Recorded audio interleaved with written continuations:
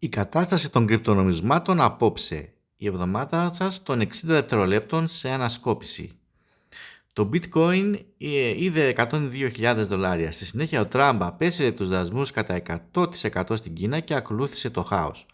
Η Wall Street το καταλαβαίνει επιτέλους. Τα ιδρύματα συσσωρεύουν χρήματα από το bitcoin και το χρυσό, καθώς η απόλυτη αντιστάθμιση του κινδύνου. Το δολάριο έχει ψηθεί, πέφτει δηλαδή το δολάριο συνεχώς.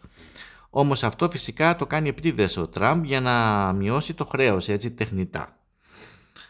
Ο ιδρυτής της Polymarket μόλις έγινε δισεκατομμυρίουχος μετά από μια επένδυση 2 δισεκατομμυρίων από το χρηματιστήριο της Νέας Νιουόρκης, το New York Stock Exchange. Ο ιδρυτής της Consensus πιστεύει ότι τα ομόλογα του Ethereum θα μπορούσε να είναι η επόμενη Berkshire Hathaway.